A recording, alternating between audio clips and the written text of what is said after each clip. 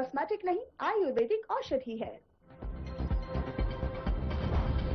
9 से 13 मार्च तक चलेगा बजट सत्र। गैरसैंण में पेश होगा 2026-27 का बजट। बजट सत्र को लेकर सियासी बयानबाजी हुई शुरू।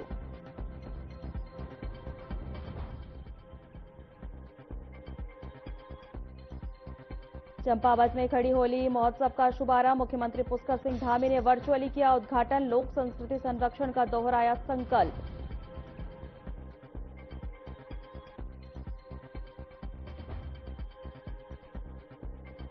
देहरादून में 2027 चुनाव से पहले सियासी बयानबाजी। बीजेपी को दोबारा जीत का भरोसा। स्थिर सरकार पर बोले प्रदेश महामंत्री कुंदन परिहार।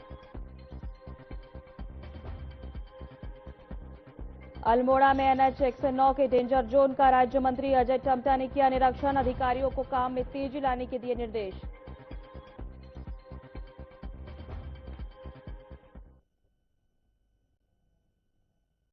नमस्कार, मैं हूं आपके साथ सोनम राबड़न की शुरुआत करते हैं। चंपावत में आयोजित खड़ी होली महोत्सव का शुभारंभ मुख्यमंत्री पुष्कर सिंह धामी ने वर्चुअल माध्यम से किया। इस अवसर पर उन्होंने कुमाऊं की लोक संस्कृति के संरक्षण और संवर्धन का संकल्प दोहराया। मुख्यमंत्री ने कहा कि खड़ी और बैठकी होली केवल त्योहार नहीं बल्कि सामाजिक समरसता और सांस्कृतिक पहचान का प्रतीक है। उन्होंने लोक कला और लोक भाषा को बढ़ावा देने के लिए सरकार की प्रतिबद्धता। सीएम के ऐसे आयोजन की नई पीढ़ी है वैसे संस्कृति से जोड़ने का महत्वपूर्ण माध्यम है।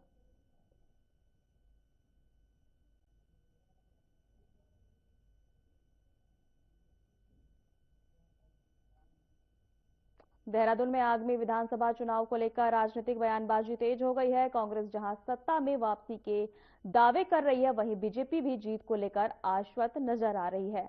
बीजेपी के प्रदेश महामंत्री कुंदन परिहार ने कहा कि प्रदेश की जनता स्थिर और दीर्घकालिक विकास करने वाली सरकार चाहती है। उन्होंने कहा कि भाजपा ने अपनी नीतियों और जन कल्याणकारी योजनाओं से जनता का विश्वास जीता है।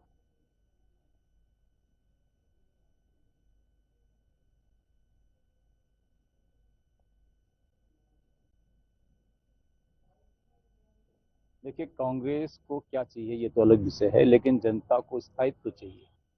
जनता इस उत्तराखंड में एक स्थायी सरकार चाहती है, जो सरकार लंबे समय तक 15-20 वर्षों तक अच्छी योजना बना सके। और उसके लिए उन्होंने भारतीय जनता पार्टी को जब से चुना है तब से लेकर के भारतीय जनता पार्टी जनता के हित में अनेक लोक कल्याणकारी योजनाएं बना रही है।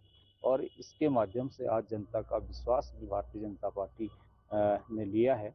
और आज अनेकों चुनाव के माध्यम से भी हम देखते हैं कि भारतीय जनता पार्टी जनता का विश्वास अर्जित करने में सफल हुई है। और आगे जहां 2027 के विधानसभा चुनाव होंगे, इस चुनाव में भी भारतीय जनता पार्टी एक बड़ी विजय की ओर आगे बढ़ेगी। केंद्रीय सड़क परिवहन राज्य मंत्री अजय टम्टा ने एनएच 109 पर क्वारब के पास बने डेंजर जोन और निर्माणाधीन वैकल्पिक मार्ग का निरीक्षण किया है।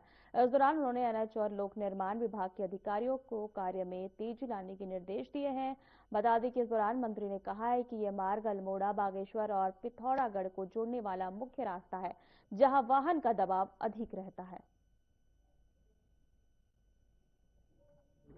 जैसा कि आप सबके ध्यान में कि ये पहाड़ लगातार प्रेशर से नीचे आ रहा है, और उसका ये प्रेशर देख भी रहे हैं आप कि जो ट्रीटमेंट कर रहे हैं वो उसके कारण से वो भी टूट रहा है।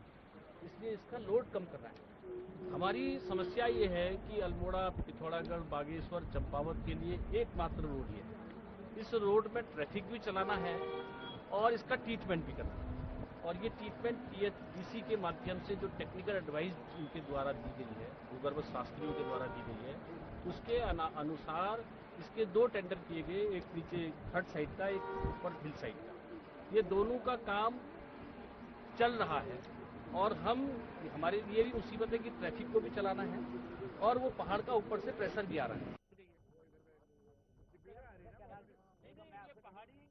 उत्तराखंड विधानसभा का बजट सत्र 9 से 13 मार्च तक ग्रीष्मकालीन राजधानी गैरसैंण स्थित भराड़ीसैंण विधानसभा भवन में आयोजित होगा। 11 मार्च को वित्तीय वर्ष 2026-27 का बजट पेश किया जाएगा।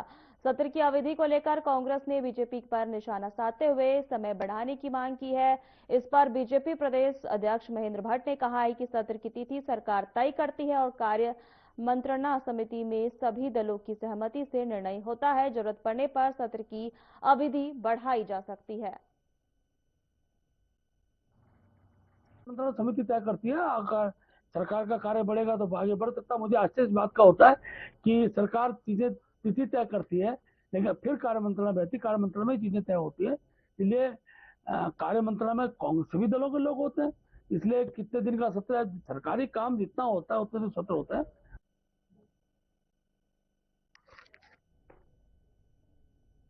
बीजेपी नैनीताल जिला द्वारा पंडित दीनदयाल उपाध्याय प्रशिक्षण महाअभियान के तहत कुमाऊं संभाग में जिला वक्ताओं को संभाग स्तरीय कार्यशाला हल्द्वानी में आयोजित की गई है, जिसकी अध्यक्षता प्रदेश अध्यक्ष महेंद्र भट्ट ने की है। आपको बता दें कि इस कार्यशाला का उद्देश्य पार्टी की विचारधारा और सरकार की उपलब्धियों को प्रभावी तरीके से जनता तक पहुंचाने के लिए वक्ताओं को प्रशिक्षित करना था। तो वहीं इस दौरान मीडिया प्रबंधन, सोशल मीडिया की भूमिका और विपक्ष के आरोपों का ताकरीर जवाब देने पर मार्गदर्शन दिया गया। देखिए, भारतीय जनता पार्टी की कार्य की पद्धति का अंग प्रशिक्षण है। पूरे प्रदेश में नया संगठन बना है, नए संगठन के नए पदाधिकारी बनते हैं। पदाधिकारियों में पार्टी का विचार और पार्टी का अनुशासन, इसकी प्रतिबद्धता बनी रहे, इसलिए प्रशिक्षण की आवश्यकता होती है। और आज का जो वर्ग है, इस वर्ग में जिनको मंडल स्तर तक जाकर प्रशिक्षण देने हैं, ऐसे कार्यकर्ताओं का वर्ग है। 7 विषय हैं, 7 विषयों पर अलग अलग टोली बैठेगी, विषय का चयन होगा और उन विषयों को लेकर तुम्हारा 7 मार्च से लेकर 14 अप्रैल तक का जो कार्यक्रम है मंडल स्तर का, उसके वर्ग लगेंगे। देखिए, प्रशिक्षण भारतीय जनता पार्टी का एक नियमित कार्यक्रम और इस बार भी पहले राष्ट्रीय प्रशिक्षण हुआ, अब आज प्रदेश का प्रशिक्षण हुआ। पहले राष्ट्रीय के बाद प्रदेश हुआ, अब आज कुमाऊं का प्रशिक्षण शिविर हुआ, जिसमें माननीय प्रदेश अध्यक्ष जी, प्रदेश संगठन मंत्री जी, प्रदेश महामंत्री जी और सभी सम्मानित पूर्व प्रदेश अध्यक्ष लोग रहे और तमाम जिलों से आए हुए वरिष्ठ कार्यकर्ता रहे। इसके बाद हम जिलों में प्रशिक्षण करेंगे, उसके बाद मंडलों में करेंगे, बूथ स्तर तक जाकर प्रशिक्षण की व्यवस्था करने का एक कार्यक्रम भारतीय जनता पार्टी ने लिया।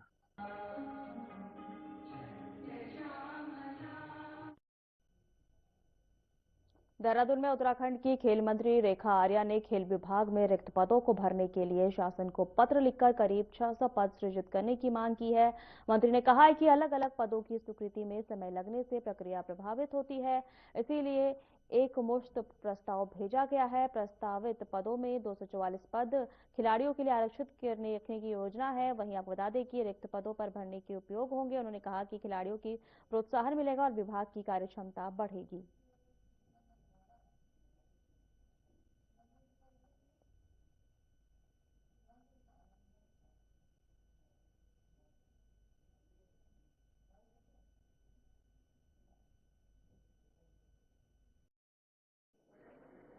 हम लोगों ने लगभग 244 पदों की डिमांड करी है, जो कि हमारे को 38 नेशनल गेम में हमें बच्चों को देने हैं।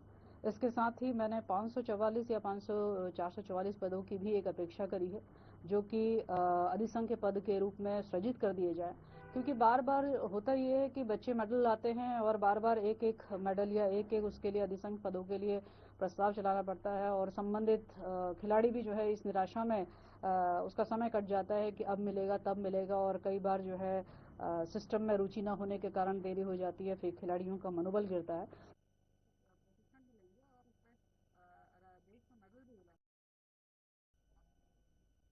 उत्तराखंड में अगले वर्ष होने वाले कुंभ मेले की तैयारियों को लेकर राज्य सरकार ने कमर कस ली है। वहीं केंद्र सरकार भी राज्य सरकार का सहयोग कर रही है, जिसके तहत केंद्र ने कुंभ के लिए 500 करोड़ रुपए की धनराशि जारी की है, जो कुंभ के लिए आधारभूत ढांचे की सुदृढ़ीकरण और समेत अन्य कार्यों को तेज गति से पूरा करने में मदद करेगी। तो वहीं मुख्यमंत्री धामी ने इस समर्थन के लिए प्रधानमंत्री नरेंद्र मोदी और केंद्र सरकार का आभार व्यक्त किया है, जिस पर बीजेपी के प्रदेश प्रवक्ता रवि ठाकुर ने कहा कि मुख्यमंत्री लगातार दिल्ली के दौरे पर है, राज्य के विकास के लिए नई सौगात लेकर आते हैं।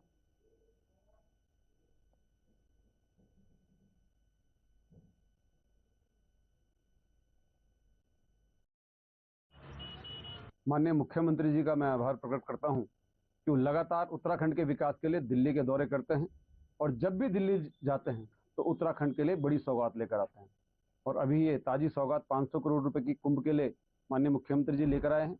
निश्चित तौर पर इस धनराशि से हरिद्वार और कुंभ क्षेत्र का बहुत सर्वांगीण विकास होगा और जो 14 जनवरी को हमारा पहला स्नान है, तब तक जो है हम हरिद्वार नगरी को जो उसके अधूरे कार्य हैं, कुंभ को लेकर जो कार्य चल रहे हैं और जो माननीय मुख्यमंत्री जी की योजना है कि हम इस कुंभ को भव्य और दिव्य बनाएंगे, उसको जो है साकार करने में इससे हमें बहुत ज्यादा मदद मिलेगी।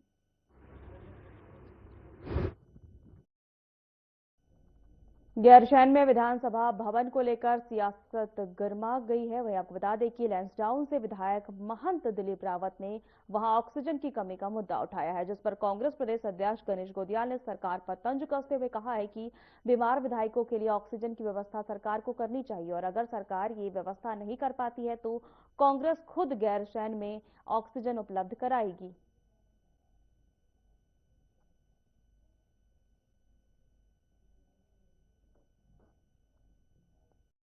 हैं भारतीय जनता पार्टी के दो नेताओं के मैंने बयान सुने। मैं लैंसडाउन के विधायक जी का मैंने बयान सुना और दूसरा चमोली जी का मैंने बयान सुना। इसके अलावा और भी कोई होंगे तो मैंने नहीं सुना, पर इन दोनों का बयान मैंने सुना। सबसे पहली बात, महंत जी का बयान, लैंसडाउन के विधायक जी का बयान कि वहां सुविधाएं नहीं है। मैं समझता हूं कि उत्तराखंड के एक विधायक जो कि बहुत विकट भौगोलिक परिस्थिति में उन लोगों के द्वारा चुन के आते हैं जो उनसे भी ज्यादा विकट स्थिति में जीवन यापन करते हैं, उनके नुमाइंदे हैं वो, उनका ये बयान उन तमाम लोगों की तौहीन है जिनके द्वारा वो चुनकर आए हैं। देहरादून में नागरिकता संशोधन अधिनियम के तहत 153 हिंदू शरणार्थियों को भारतीय नागरिकता प्रदान किए जाने की प्रक्रिया पूरी हो गई है। केंद्रीय गृह मंत्रालय और राज्य गृह विभाग की जांच के बाद पाकिस्तान से आए 147 और अफगानिस्तान से आए 6 आवेदकों को मंजूरी दी गई है। अब ये सभी आधिकारिक रूप से भारत के नागरिक माने जाते हैं। वहीं इस पर कांग्रेस ने सवाल उठाया है कि नागरिकता का आधार संविधान की समानता होनी चाहिए और धर्म के आधार पर किसी प्रकार का भेदभाव नहीं होना चाहिए।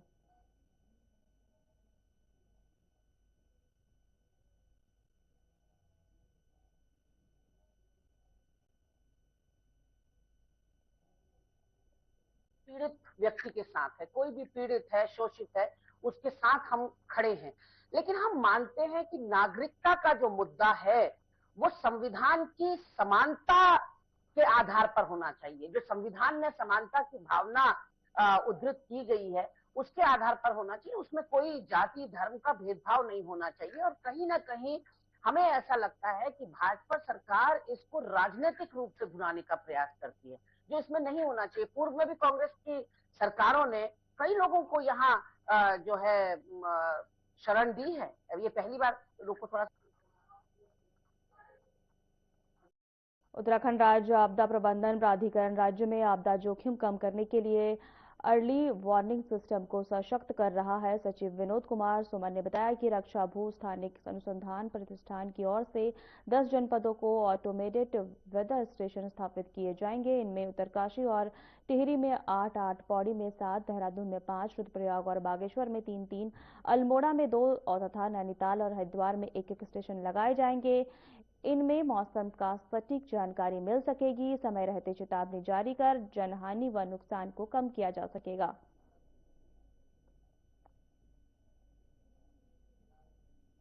देखिए, हमारे अर्ली वार्निंग सिस्टम जो है AWS, कुछ हम लगाए हैं,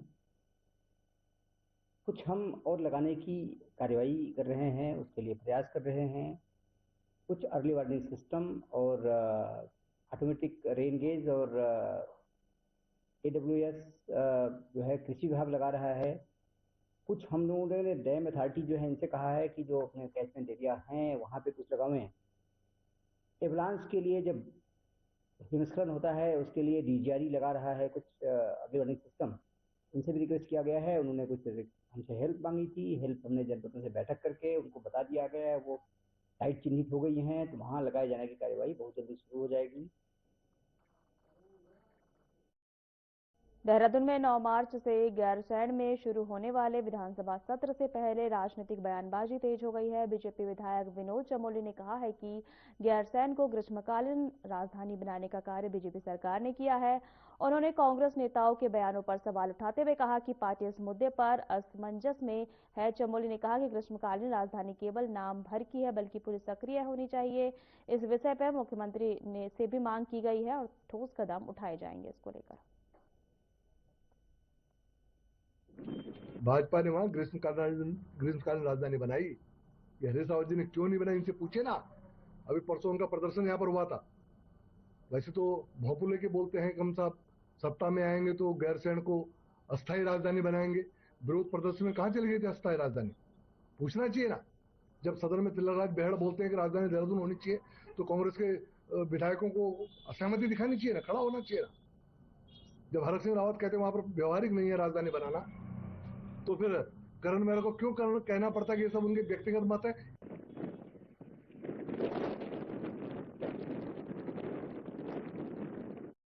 तो चलाए छोटे से ब्रेक का।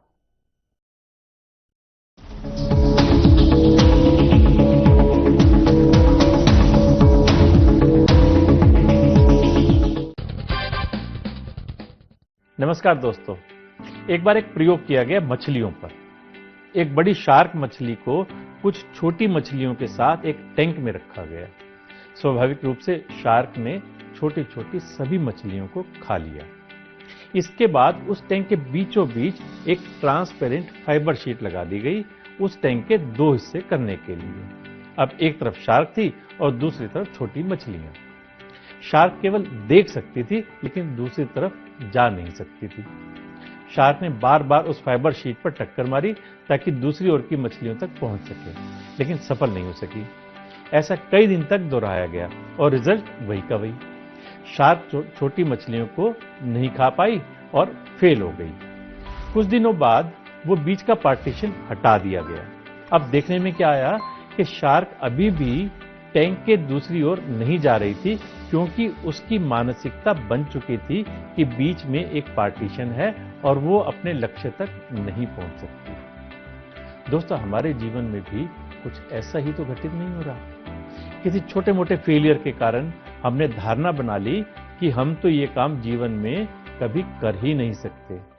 ये काम तो हमारी क्षमता के बाहर का है, हमारे बस का ही नहीं है। ऐसा सोचकर हम प्रयास करना बंद कर देते हैं, जबकि हो सकता है वर्तमान में परिस्थितियां बदल चुकी हों, सफलता के द्वार हमारी प्रतीक्षा कर रहे हों। कई बार हमारे परिश्रम ना करने के कारण या हमारे फेलियर के प्रीसेट माइंड के कारण हम कामयाबी से दूर चले जाते हैं।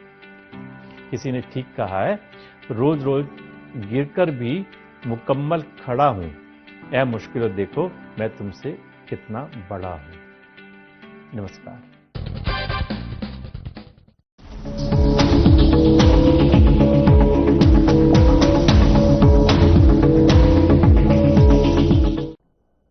ब्रेक के बाद आपका स्वागत है। खबरों में आगे बढ़ते हैं। देहरादून में बीजेपी ने कथित मोहम्मद दीपक और राहुल गांधी की मुलाकात को लेकर कांग्रेस पर निशाना साधा है। बीजेपी विधायक विनोद चमोली ने इस तुष्टीकरण की राजनीति बताते हुए कहा है कि कांग्रेस विशेष मानसिकता को बढ़ावा दे रही है। उन्होंने कहा कि इस तरह की मुलाकातों का महिमांडन कई सवालों पर है। चमोली से आरोप लगाया कि घटनाक्रम देवभूमि में शांति और सामाजिक संतुलित को ठीक नहीं है। मत बोले, मोहम्मद दीपक है वो, और ये बड़ा दुर्भाग्यपूर्ण है उत्तराखंड के लिए। अगर यही दीपक कश्यप के नाते वहां पर उस मोहम्मदन परिवार की मदद के लिए खड़ा होता, एक प्रश्न ये है कि क्या राहुल गांधी इसको गले लगाते? लेकिन राहुल गांधी ने गले उसको इसलिए लगाया कि वो दीपक कश्यप से मोहम्मद दीपक बन गया। तो ये कांग्रेस का चरित्र है। और मैंने कहा कि इस कांग्रेस से इस प्रदेश को बचाओ, इसका देव तो बचाओ, ये प्रदेश की जनता को देखना होगा। आप समझ सकते हैं जब कांग्रेस के शीर्षस्थ नेता, जो नेता प्रतिपक्ष हों भारतवर्ष के, हल्द्वानी रेलवे भूमि विवाद में सुप्रीम कोर्ट ने साफ किया है कि सरकारी जमीन पर अवैध कब्जा मान्य नहीं होगा और प्रभावित लोगों को सरकार की पुनर्वास नीति के तहत ही वैकल्पिक व्यवस्था मिलेगी। कोर्ट ने कहा कि कब्जाधारी उसी स्थान पर रहने की मांग नहीं कर सकते। राज्य सरकार ने कोर्ट में बताया है कि अधिकतर लोग अवैध कब्जाधारी हैं, जबकि वैध पट्टाधारकों को मुआवजा दिया जाएगा। करीब 5000 परिवार प्रभावित हो सकते हैं। इससे पहले उत्तराखंड हाई कोर्ट ने हटाने का आदेश दिया था, जिस पर 5 जनवरी 2023 को सुप्रीम कोर्ट ने रोक लगाई थी। अगली सुनवाई अप्रैल में होगी।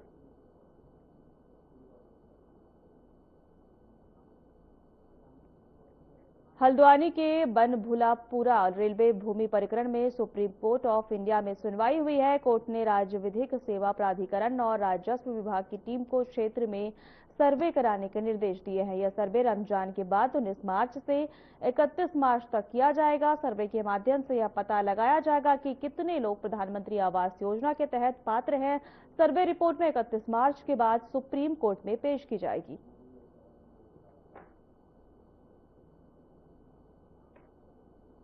उत्तराखंड के प्रमुख राज्य आंदोलनकारी हरीश पनेरू ने भीमताल विधायक राम सिंह केड़ा की कार्यशैली और भाषा पर गंभीर सवाल उठाए हैं। आपको बता दें कि हल्द्वानी में आयोजित एक प्रेस वार्ता में पनेरू में आरोप लगाया गया है कि विधायक ने स्वास्थ्य विभाग की एक अधिकारी के साथ अभद्र भाषा का प्रयोग किया है, जैसी धमकी भी दी गई है उन्हें।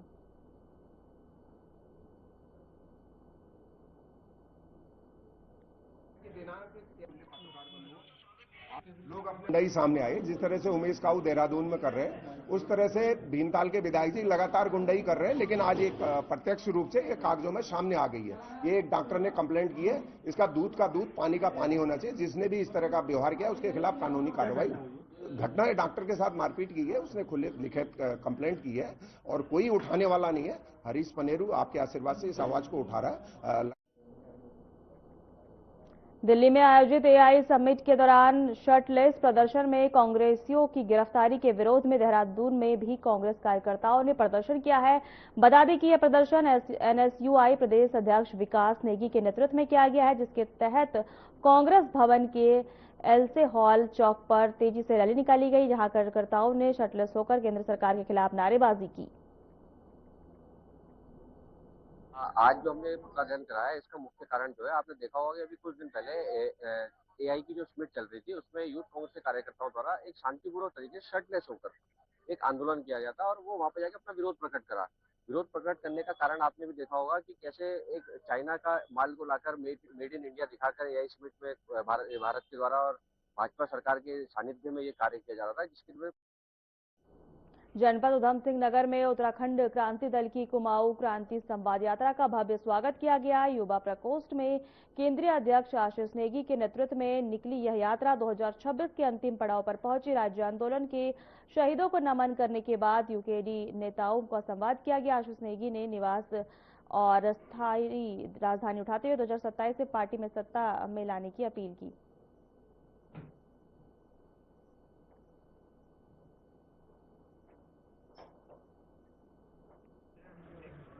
आता हूँ और हमने गैरसैंण को एक ऐसी भूमि देखा है जो गढ़वाल और कुमाऊं के बीच में समन्वय स्थापित करता है और उत्तराखंड का जो है केंद्र बिंदु है। अब स्थिति हमारी जैसे हम कुमाऊं में देख रहे हैं, कुमाऊं हमेशा हमारा गढ़ रहा है। हमारे बड़े बड़े नेता काशी सिंह मेरी जी, बिल्कुल त्रिपाठी जी और डीडी पंत जी, हमारे पूरे लोग यहाँ पे रहे और व्यापक स्तर पे यूपीडी को समर्थन मिला है। वही समर्थन जो है वो दुगने प्रभाव से जो है कुमाऊं में देखने को मिल रहा है। हमारी स्वीकार्यता गदरपुर विधानसभा में भी है, हमारी स्वीकार्यता पिथौरागढ़ में भी है और पहाड़ का हर एक व्यक्ति चाहता है कि अब उसको क्षेत्रीय पार्टी मिले।